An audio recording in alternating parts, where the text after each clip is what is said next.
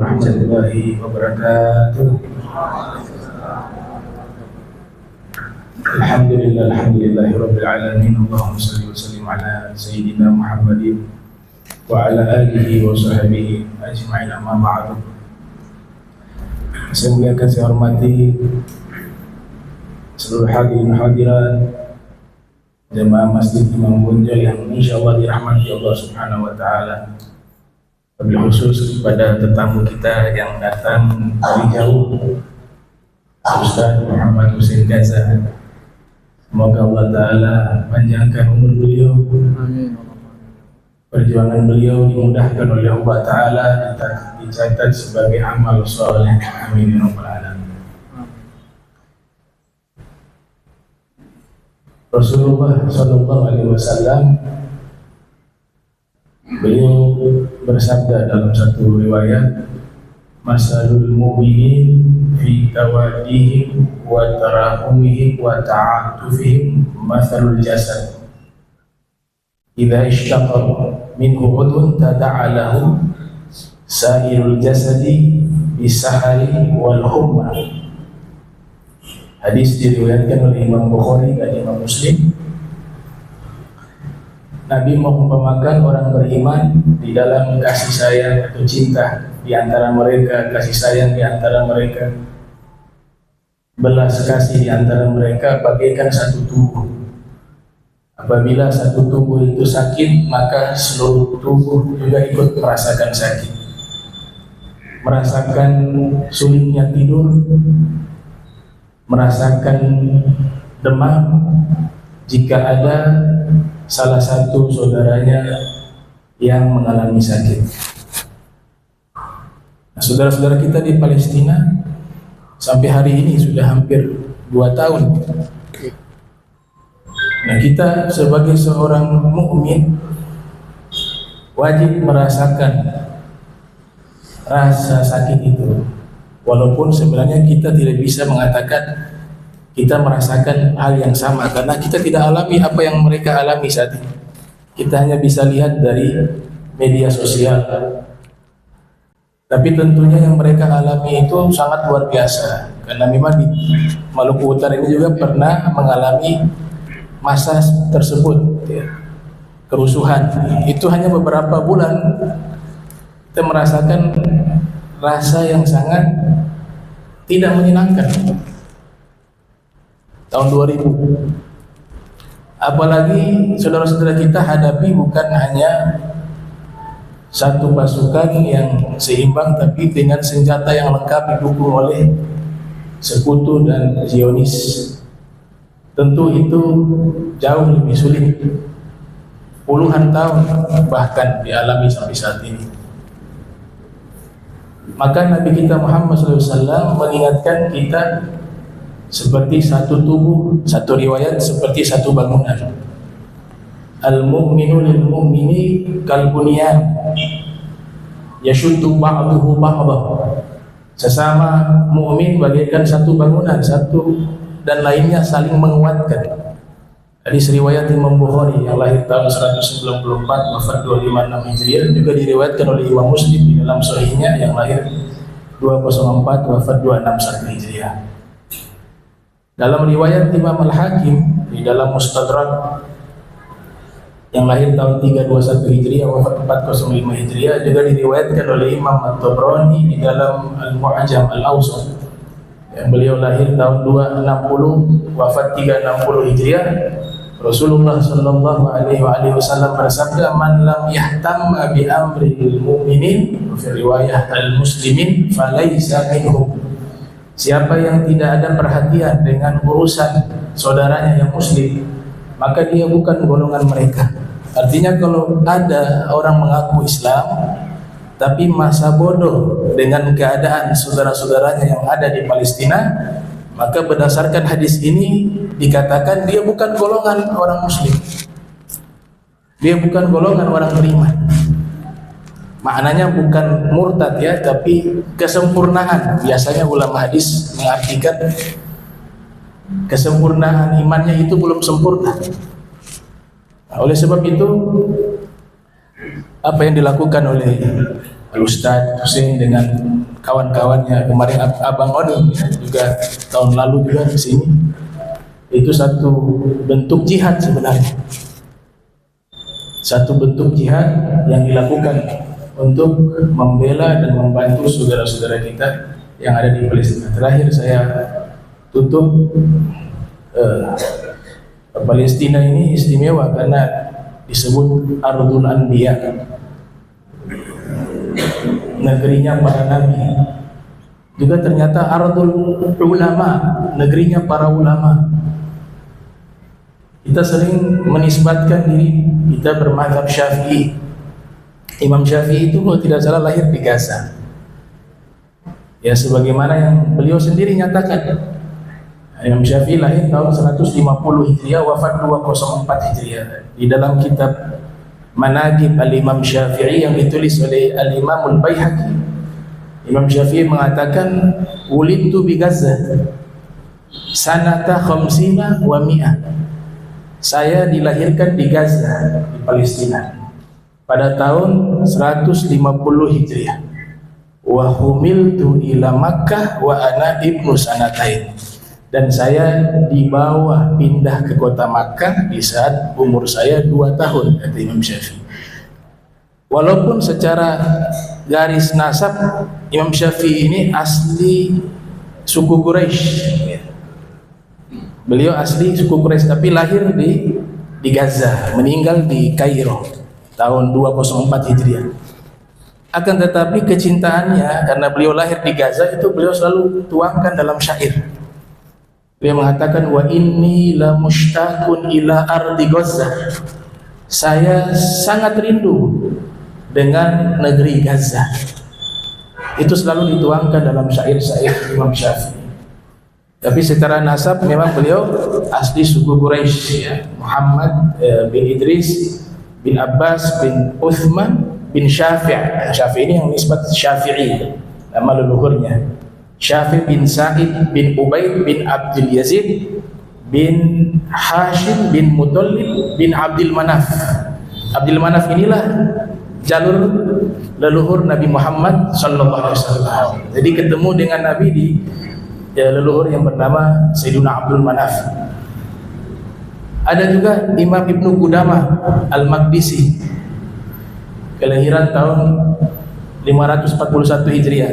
Itu orang Palestina, ulama besar mazhab Hambali yang menulis kitab Al-Mughni. Begitu juga ada Imam Ibnu Muflih Al-Hambali Al-Maqdisi yang lahir tahun 712 Hijriah. Beliau juga adalah ulama berasal dari Palestina. Yang terkenal dari mazhab Syafi'i ada namanya Imam Ibnu Ruslan. Di semua pesantren yang berafiliasi dengan mazhab Syafi'i itu biasa menghafal namanya Nazom Zubat. Itu yang menulis Nazom Zubat itu namanya Al-Imam Ibnu Ruslan. Orang Palestina, lahir tahun 773 Hijriah, wafat 844 Hijriah. Dan juga ada ulama terkenal lainnya seperti Al-Hafiz Ibnu Hajar Al-Asqalani yang lahir tahun 723, wafat 852 Hijriah, yang menulis Fathul Bari ala Syarhi Sahih Al-Bukhari. Jadi beliau leluhurnya asal Asqalan. Asqalan itu masuk wilayah Palestina. Khairul ribatikum Asqalan, kata Nabi Muhammad SAW dalam sabdanya, sebaik-baiknya tempat pertahanan perang kalian itu ada di Asqalan, adanya di Palestina. Nah, Ibn Hajar walaupun mukim di Mesir tapi leluhur beliau adalah orang Palestina, Asqalan. Nah ini masih banyak ulama lainnya yang mereka itu berasal dari negeri Palestina. Apalagi Palestina, Baitul Maqdis khususnya adalah tempat suci ketiga bagi agama Islam. Yang pertama Masjidil Haram ya, dari kota Makkah, kemudian Masjid Nabawi, masjidnya itu yang ada di kota Madinah, dan yang ketiga itu adalah Masjidil Aqsa.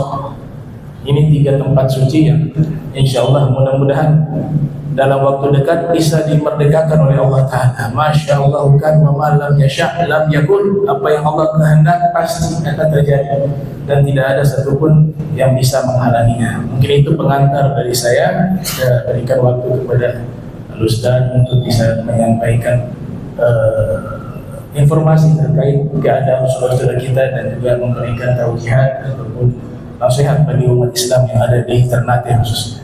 Wassalamualaikum warahmatullahi wabarakatuh.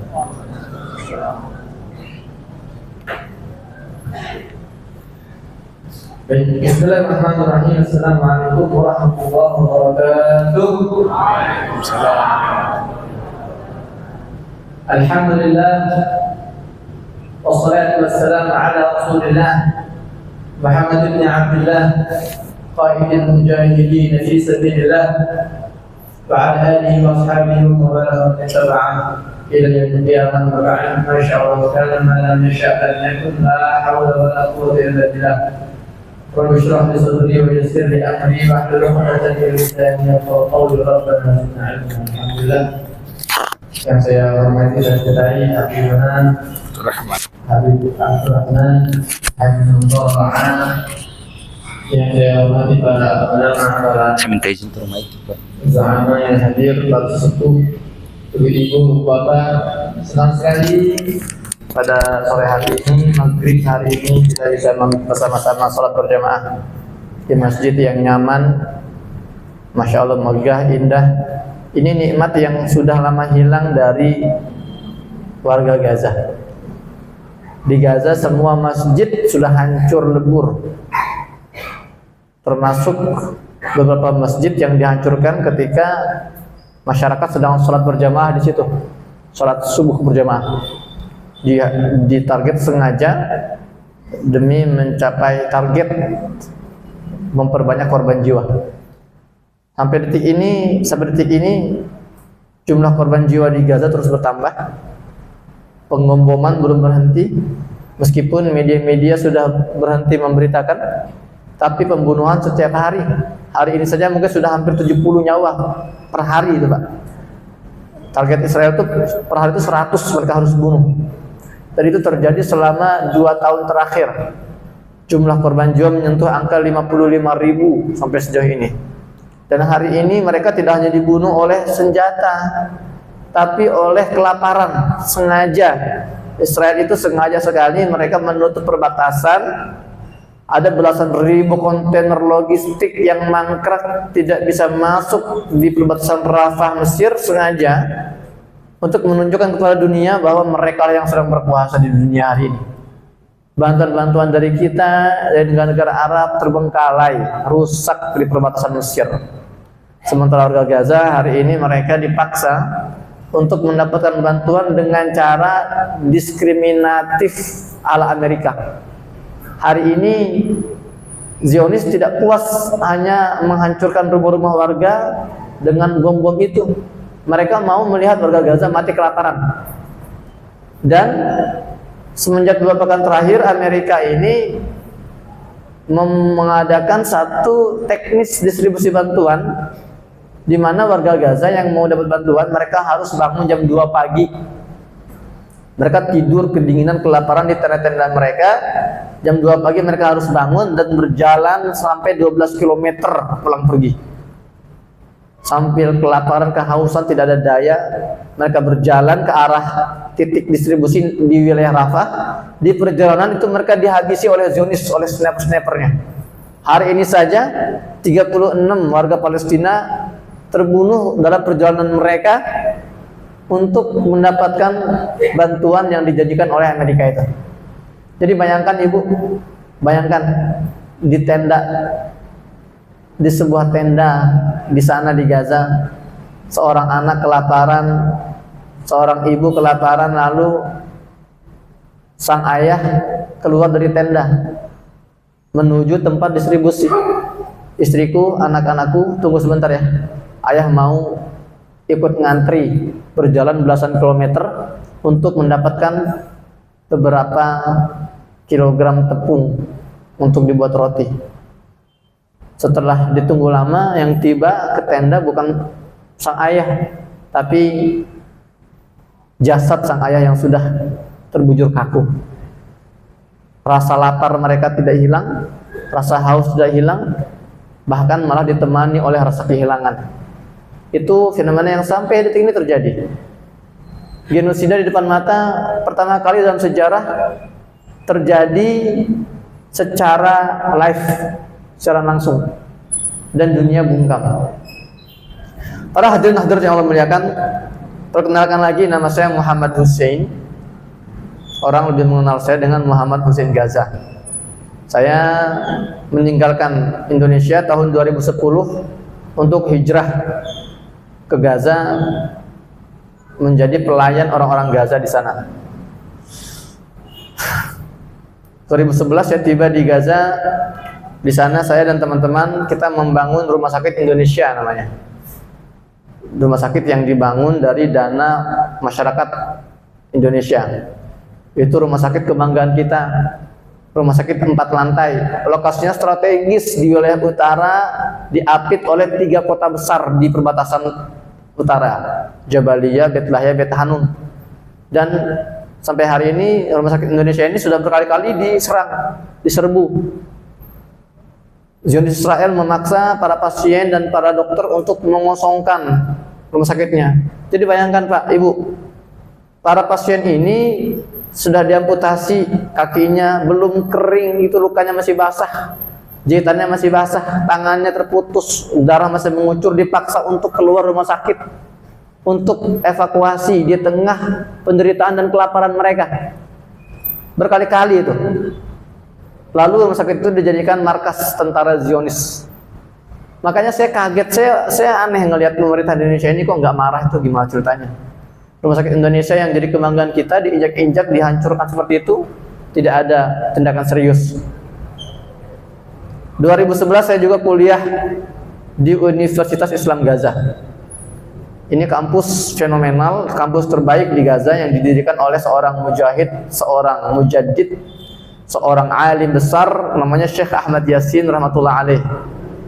Kampus didirikan oleh seorang mujahid dan isinya para mujahid, meluluskan para mujahid juga. Kalau kita mendengar nama-nama seperti Ismail Haniyah rahmatullah alaih, Syahid Yahya Sinwar, Abu Ubaidah, kemudian Muhammad Ad-Daif, mereka semua adalah lulusan kampus tempat kami kuliah, Universitas Islam Gaza.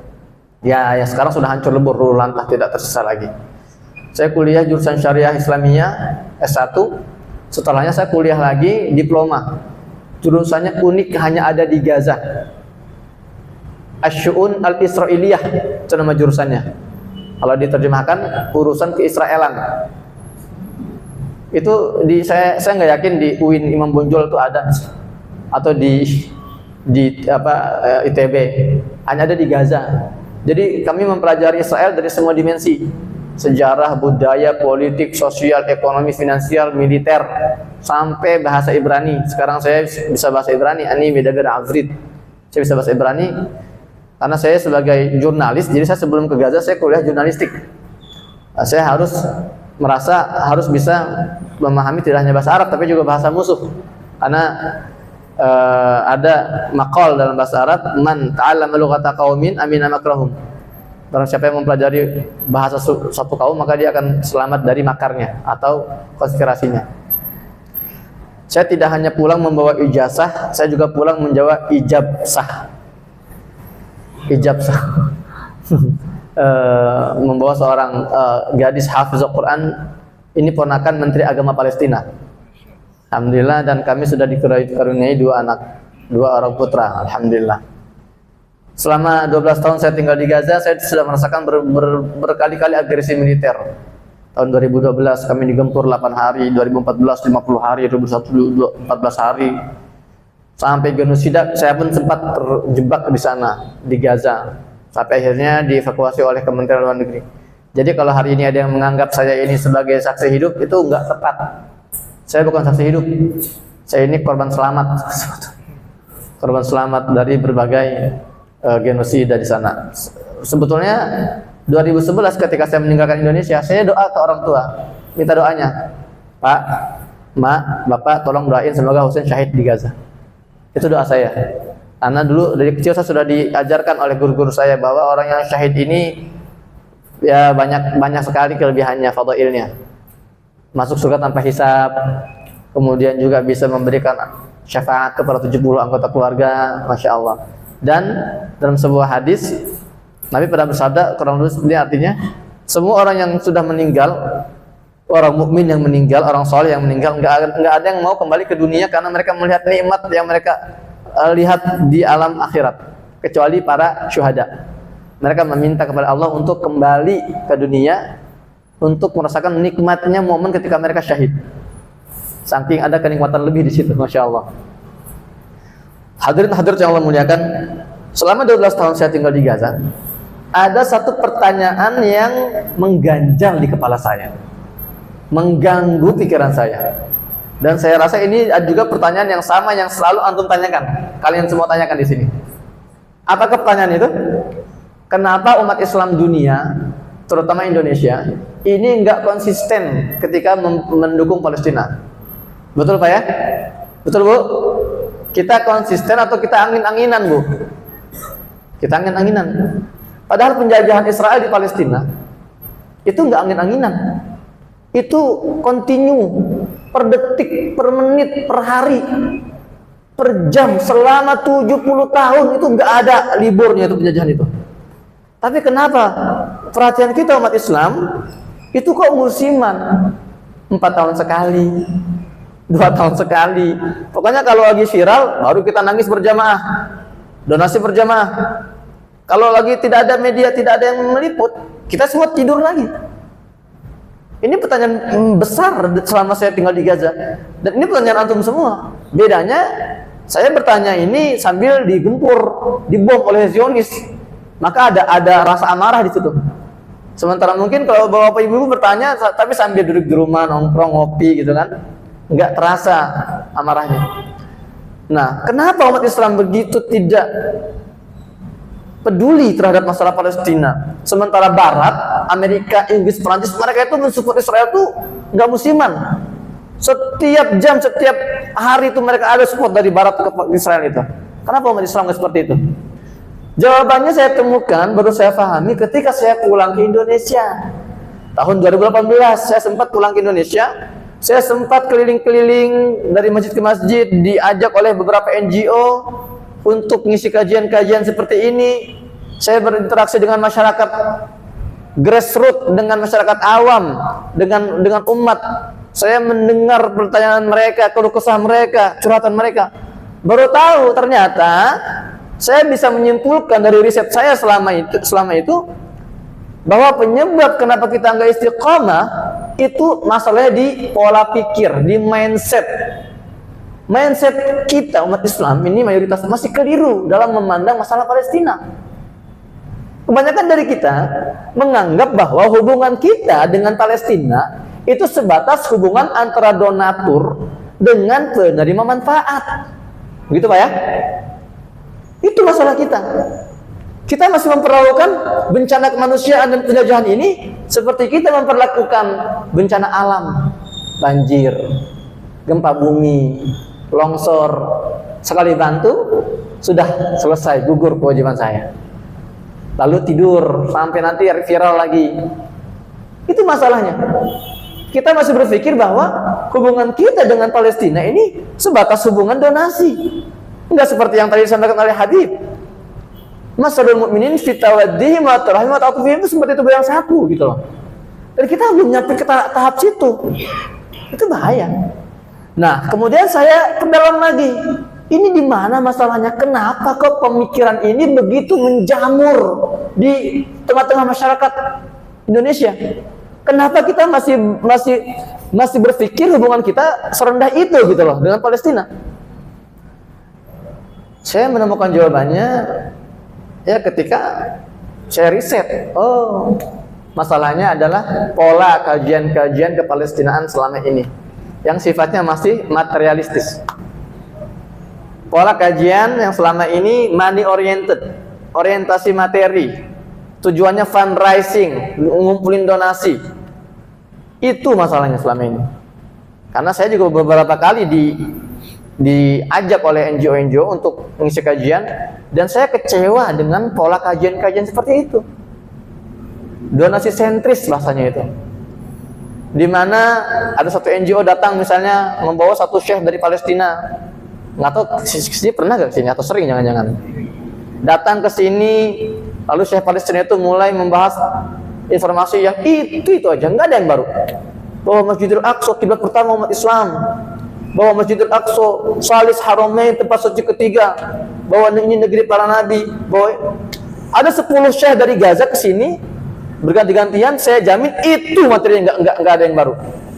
Lalu setelahnya memutar video-video darah-darah, kehancuran, penderitaan agar menarik simpati. Setelah itu barulah masuk ke puncak acaranya. Itu apa? Fundraising.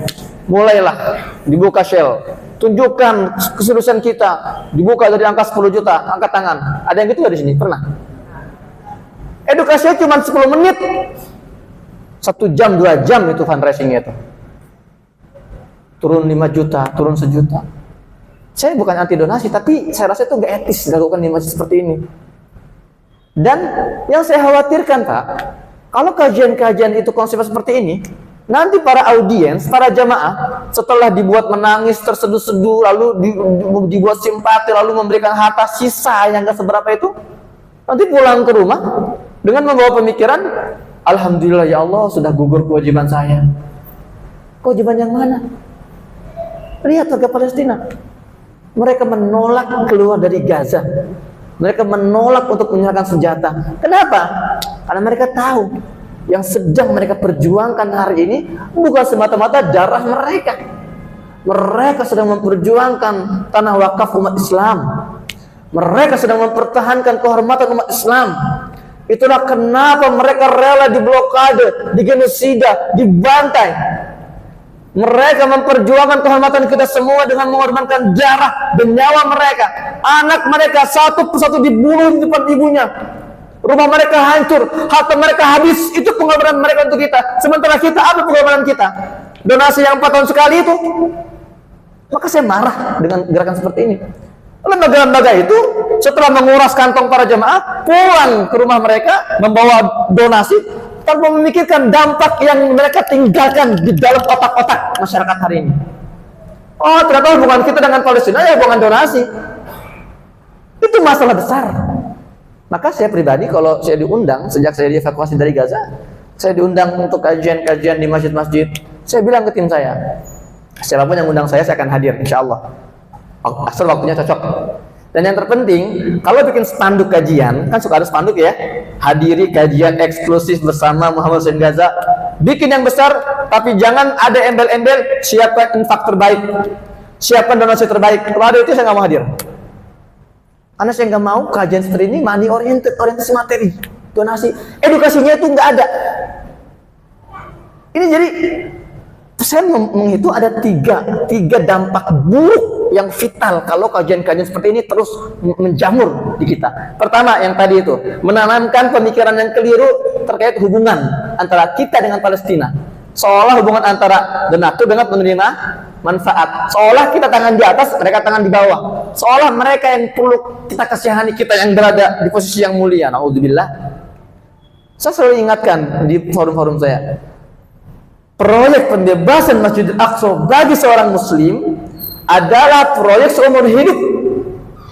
Itu yang pertama. Selama Masjidil Aqsa dinodai, terjajah, dikotori, dikuasai oleh Zionis, dan selama kita masih bernafas, jantung masih berdetak, maka selama itu kita sebagai umat Islam punya kewajiban untuk memperjuangkan masjid itu. Tidak hanya dengan harta kita, kalau perlu dengan darah dan nyawa kita. Takbir. Ini bukan proyek sampingan, Pak. Ini ambisi besar. Masjidil Aqsa ini adalah visi misi yang sama yang diperjuangkan oleh Nabi SAW. Diturunkan semangatnya kepada Abu Bakar Siddiq, lalu dibebaskan di masa Umar bin Khattab. Ini masjid yang sama yang diperjuangkan oleh Nuruddin Zanki sama Ahmaduddin Syirkuh sampai di tangan Saladin Al-Ayyubi. Mereka, para sahabat itu, para pejuang-pejuang terdahulu, ketika memperjuangkan Masjidil Aqsa, tidak pernah memerjuangkan perjuangan ini. Nggak pernah memberikan yang sisa untuk Baitul Maqdis. Kita kan hari ini kan masih waktu sisa, tenaga sisa, harta sisa, energi sisa. Karena kita menganggap ini bukan urusan kita, ini urusan Palestina. Itu masalah pertama. Masalah kedua, kajian-kajian materialisme seperti ini itu merusak mindset kita menjadi orang pragmatis. Oh berarti bantu Palestina ya dengan bantu logistik, nggak ada cara lain. Karena kita donatur ya kita maunya itu diubah menjadi sembako. Nanti Ustadz saya kirim 20 juta untuk Palestina Ustadz ya. Pokoknya bulan depan saya mau ada banner saya di situ. Orang Palestina memegang kotak sembako sambil tersenyum. Itu penghinaan itu. Mereka memperjuangkan kehormatan kita, ketika kita perlukan mereka seperti orang-orang yang tidak punya harga diri. Perjuangan ini tidak hanya membutuhkan logistik, Pak. Yahudi itu menjajah pemikiran kita itu dengan media. Kenapa kita tidak berjuang lewat media juga? Kita counter media dengan media. Kita counter serangan mereka lewat edukasi kita. Aksi-aksi massa itu juga perlu bantuan juga tuh. Maka donasi-donasi ini jangan selalu kita berpikir pragmatis. Pokoknya selesai, logistik nggak ada cara lain. Kalau logistik mah jangan kita, Cina, Jepang, Korea, Amerika juga bantu logistik. Apa bedanya kita dengan mereka? Kalau kita berpikir bantuan kita cukup logistik, ketika perbatasan tutup, bluk, logistik kita mangkrak, berarti kita nggak bisa bantu dong. Nggak seperti itu. Zionis ini menyerang Indonesia seperti mereka menyerang Gaza, hanya lebih dahsyat Indonesia itu. Diserang lewat sistem pendidikan. Kan sistem pendidikan kita kan Yahudi yang bangun itu. Diserang lewat sistem perbankan, sistem media, hiburan. Kita harus melawan, mengcounter dengan jalur-jalur itu. Hari ini contohnya nih, hari ini teman-teman artis kita bikin film namanya Gaza. Di sini ada bioskop apa satu? Nah, ntar besok nonton tuh film Gaza itu saya juga ada dalam situ.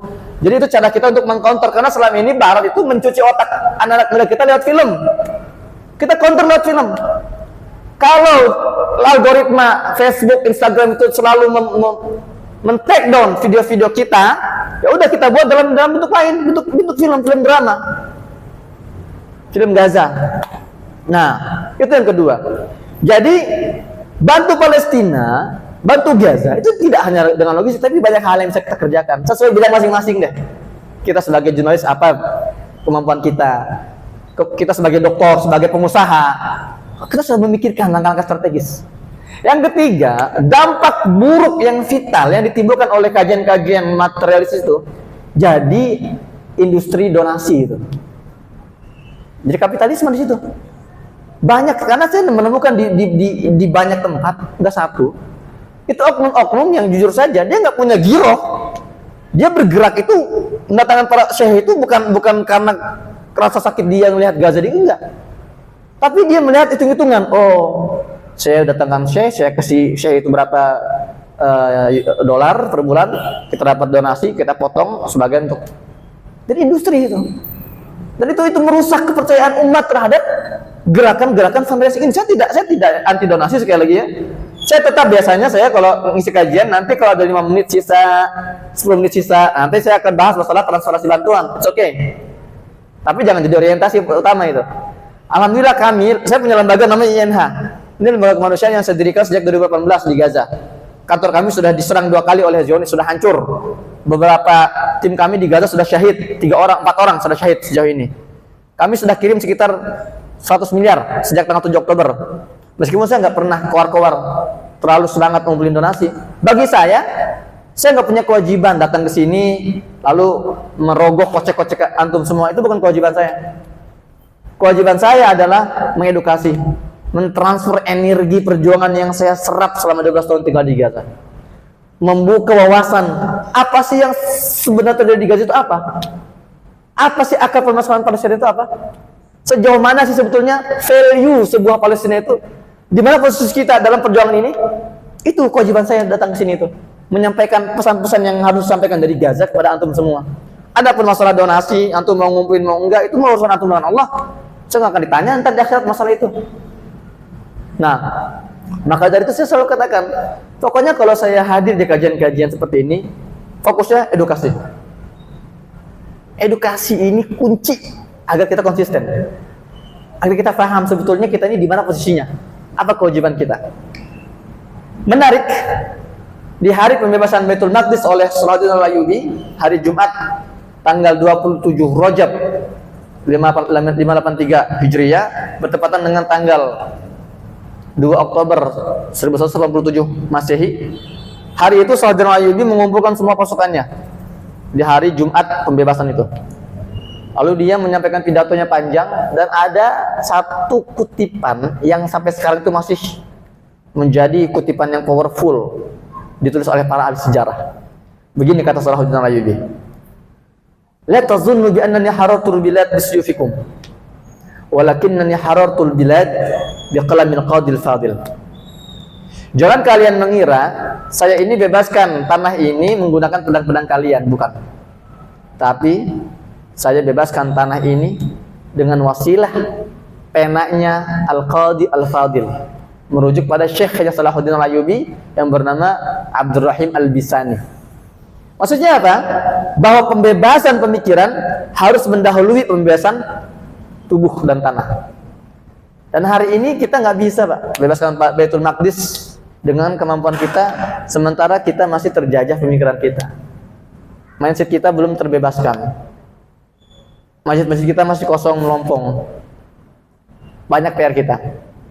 Maka dari itu pembebasan pemikiran ini harus dimulai dengan kajian-kajian edukasi semacam ini, untuk meluruskan mindset bahwa hubungan kita dengan Palestina itu jauh lebih mulia dari sekedar masalah donasi. Ini adalah proyek seumur hidup. Ini adalah visi misi mulia, cara Allah memuliakan hamba-hambanya. Ini adalah visi misi suci, cara Allah ingin mensucikan kita, hamba-hambanya yang banyak dosa, banyak maksiat, banyak kesalahan. Allah ingin sucikan kita semua dengan perjuangan Baitul Maqdis. Maka dari itu di beberapa forum saya ditanya oleh salah seorang anak muda, mahasiswa-mahasiswi, banyak tuh. Mereka ngomong gini saya, Ustadz, saya ini kok terasa sendirian Ustadz berjuang ini. Di kampus saya teriak-teriak free Palestine, tapi nggak ada yang bergerak. Bahkan banyak teman-teman saya itu yang membuli, ya, yang nyindir, kamu ngapain sih sosokan, ya sok paling Palestina gitu sih, paling Gaza gitu. Bagaimana secara kita menghadapi bulian seperti itu? Saya bilang, wahai anak muda, visi misi pembebasan Masjidil Aqsa adalah visi misi besar yang hanya menarik bagi orang-orang yang punya visi misi besar, yang punya ambisi besar. Ini tidak menarik bagi mereka yang masih terjebak dalam visi misi duniawi. Serius. Visi misi ini visi misi mulia yang banyak dikejar oleh orang-orang mulia zaman dahulu. Makanya kan ketika masa Salahuddin pun nggak semua orang bergerak, hanya orang pilihan. Kalau kriteria yang Allah sebutkan dalam Al-Quran kan, wa idza jawadu ulama ba'atsna 'alaikum ibadan lana uli ba'sin syadid.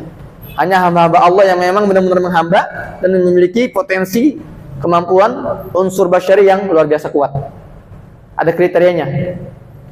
Maka saya selalu katakan, beruntunglah kalian semua yang masih bertahan dalam memperjuangkan narasi Baitul Maqdis ini. Saya kemarin dari Bacan, dari apa namanya itu, Halibu ya namanya. Iya, aksi sepi.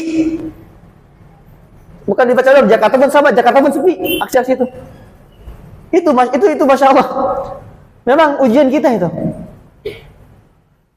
Aksi-aksi sepi, resto-resto terafiliasi rame. Itu udah berbaring lurus itu. Kalau aksi kita sepi, pasti itu resto-resto terafiliasi Zionis itu, KFC, McD, itu pasti rame. Tapi kalau kita aksinya rame, itu resto pasti sepi. Nah, sekali lagi kenapa kita nggak konsisten selama ini? Karena tadi mindset itu, Pak. Mindset kita harus diluruskan. Ya, dengan acara-acara seperti ini. Baik, ini kita sampai jam berapa, sih? Mungkin kita kasih sesi tanya jawab dulu buat teman-teman yang mau bertanya mungkin.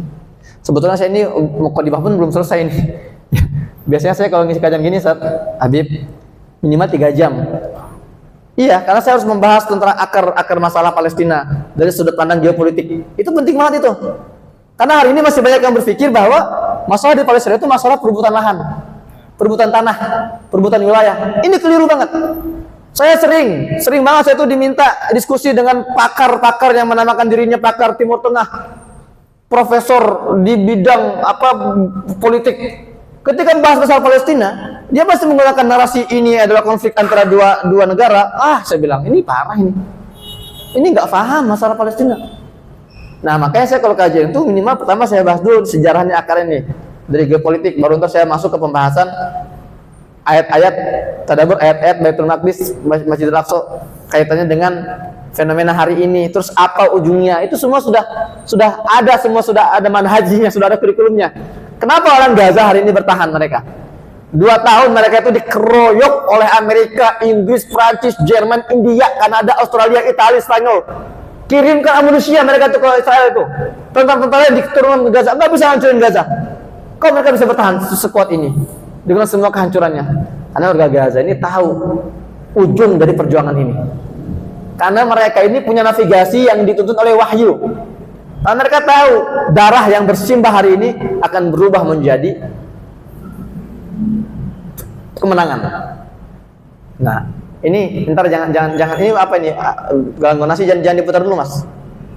Jangan diputar dulu, ganggu nasi jangan biar fokus sebentar ya. Sebelum kita tutup, saya mau menyampaikan satu hadis.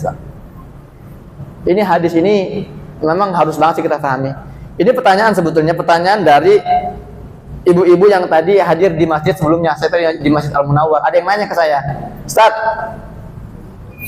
kemana negara Arab itu, Ustaz? Nah, ini kan pertanyaan besar kan, selalu ini.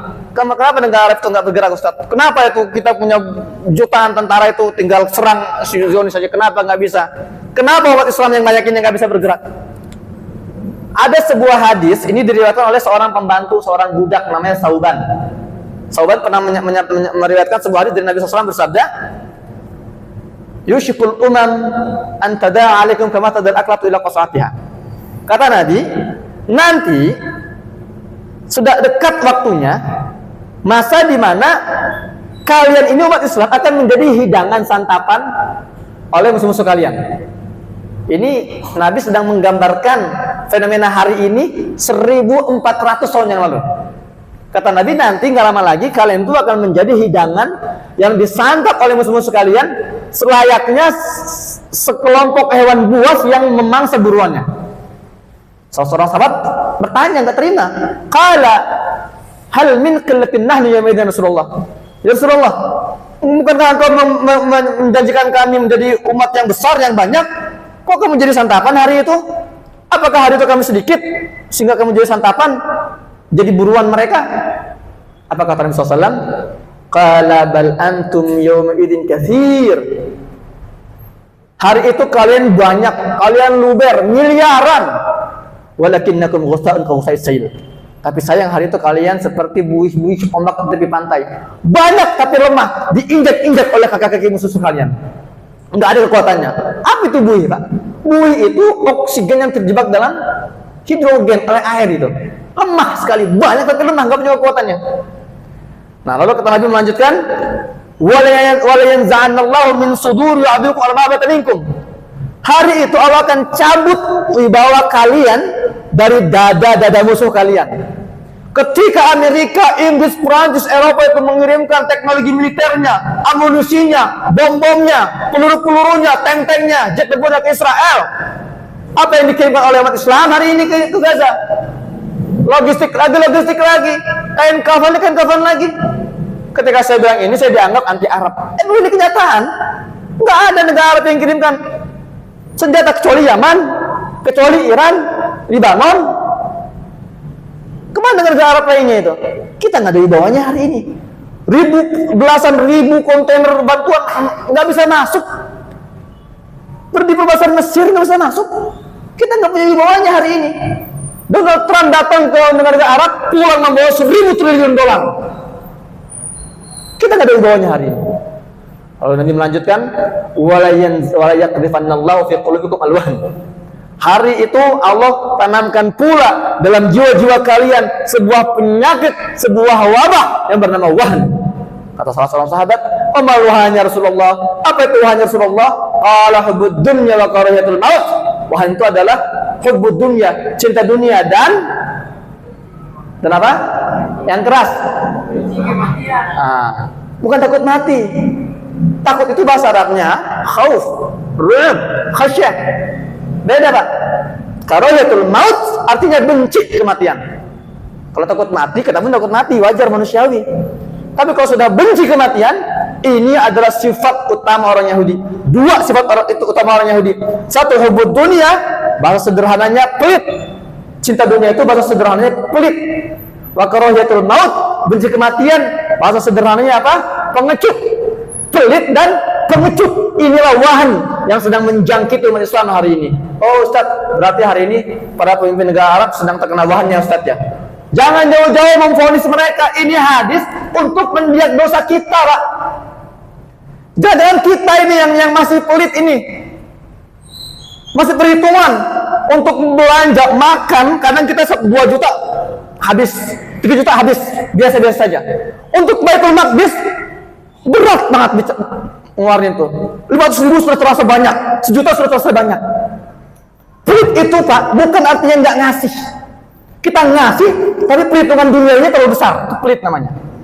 Kita punya miliaran di saldo, ngasihnya receh-receh. Itu pelit namanya itu. Takut kehilangan uang. Di sana kehilangan nyawa, darah, harta semua habis. Kita masih terlalu perhitungan. Pelit itu namanya. Pengecut. Aduh, saya kerja sebagai aparatur negara, kalau ngomong ini khawatir dipecat. Pengecut. Saya punya akun sosial media banyak followernya, kalau ngomong khawatir dibanet. Pengecut. Saya nggak mau ngomong takut dibully. Pengecut. Hadis wahan inilah jangan kita gunakan untuk memvonis, untuk mengukur barometer keimanan umat Islam di sana, tapi untuk kita hari ini. Ya. Maka dari itu kita berdoa pada Allah semoga kita tidak masuk terjerumus dalam golongan mereka yang terkena penyakit Tuhan. Amin ya rabbal alamin. Ini karena sudah waktu azan isya ya. Jadi kita akhiri. Gitu. Ya mungkin silakan sekarang kalau ada yang mau keliling mutarin kotak sekarang waktunya. Kita lihat nih. Mana yang penyakit Tuhan, mana yang enggak penyakit Tuhan, itu silakan antum ukur diri antum masing-masing. Ya, lihat. Kalau dompetnya malam ini masih banyak yang tersisa, sedikit yang keluar, jangan kita sudah penyakit Tuhan hari ini. Naudzubillah min dzalik. Ya. Atau Ustaz saya nggak bawa dompet, nanti Ustaz saya mau transfer. Silakan, mana nanti kalau mau minta nomor rekening nih ke tim saya. Siapa? Coba berdiri. Antum nih. Ini orang ini Pak nih. Ntar dia kalau ada yang minta nomor rekening ntar ke dia. Ya, insya Allah kita hari ini punya banyak program di sana. Meskipun perbatasan tutup, tapi karena pengalaman kita 12 tahun, kita punya jalur-jalur yang bisa kita fungsikan. Meskipun nggak maksimal ya. Dan ingat Pak, niatkan kalau kita jihad harta untuk Palestina, jangan hanya logistik niatnya. Untuk perjuangan media, untuk perjuangan edukasi, karena kita nggak mau terjebak dalam tadi pemikiran pragmatis. Memperjuangkan Palestina jangan monoton hanya bicara logistik, tapi banyak kantong-kantong perjuangan yang harus kita isi. Demikian dari saya kembalikan ke MC atau ke Habib. Assalamualaikum warahmatullahi wabarakatuh.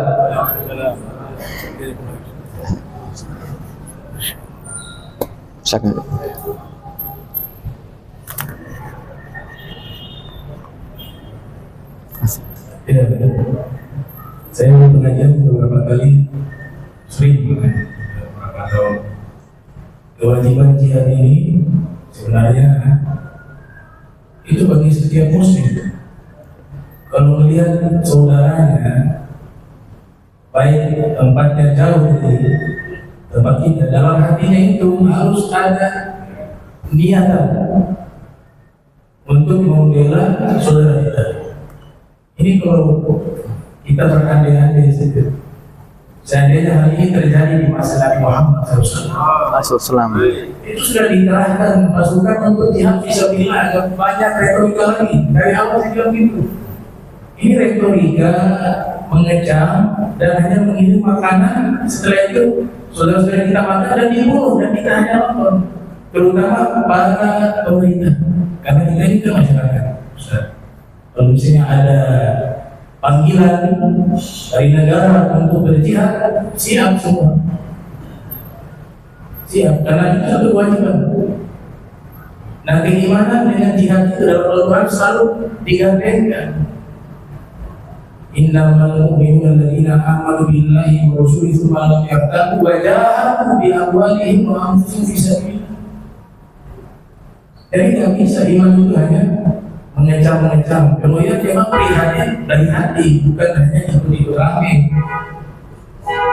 Berapa banyak doa mungkin awal-awal kejadian kemarin genosida itu terjadi, mungkin banyak yang doa, banyak yang aksi, banyak yang boikot. Tapi waktu berjalan, udah lupa.